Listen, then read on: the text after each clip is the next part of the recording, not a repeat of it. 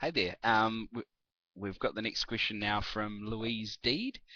She asks, how important are the meta tags for SEO nowadays? I've read different opinions on the matter and totally confused if they're still worth it or not. Brilliant question.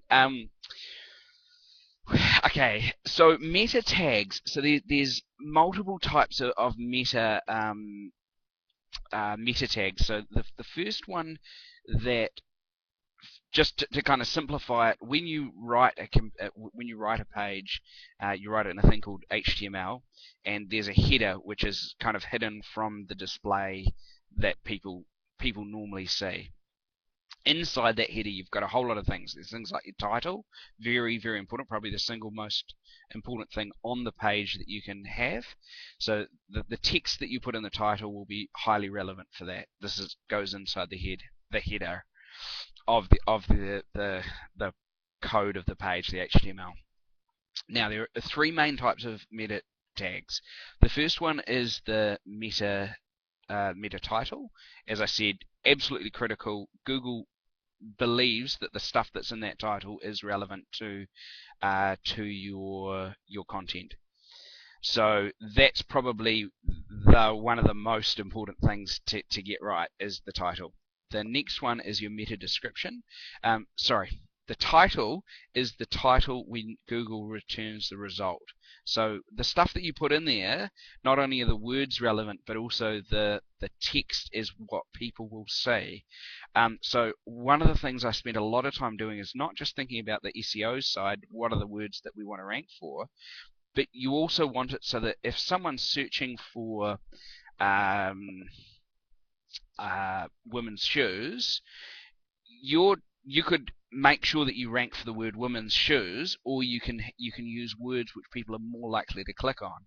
So gorgeous women's shoes or something like that. The word gorgeous might not make any difference to the search in any way, but the clicks that the increase in clicks that people will do because they see gorgeous women's shoes may be higher as a result. Yeah, so that's kind of overcomplicating things. The description, that's a meta description, that falls below, and that's generally try and keep that down, not too many, not too many characters. Top of my mind, I'm thinking 118 characters, but I think I've got that wrong. I'll have to double check. Um, that is the description of what the page is. Another really good place to put keywords into. Now, the last one, and this is why it's confusing, is in the 90s. There's the last tag is meta keywords. Now, this is just basically keywords that you can just put with commas afterwards. So you can put women's shoes, comma, um, pumps, heels, whatever it is that you're wanting to feature in those keywords. Now, in the old days, in the 90s, it was so much fun. All we did was just throw the keywords into the meta keywords, and then Google would love it, and you could basically tell Google what you wanted to rank for, which is almost like cheating as far as SEO goes, and they would believe you. So as a result, Google almost completely ignores it officially. And I think I saw a recent video from Matt Cutts, and Matt said, we do not look at meta keywords. That said, I do know a couple of seniors on within the SEO community who have felt that it might start to be a little bit more of a thing that's looked at, but by and large I ignore it as far as the meta keywords. So three types of meta tags.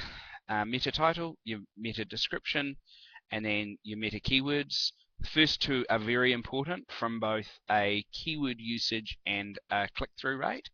The third one is either not used at all or very unlikely to be used. And also sometimes competitors will just scrape what keywords you're using and then use that as their starting point for their keyword research, which is something that I will often do when I'm doing an audit. I'll look at competitors' keywords and find what they're using. I hope I've answered your question. Yeah, that's I think I have. Let me know if you've got anything else to elaborate on that.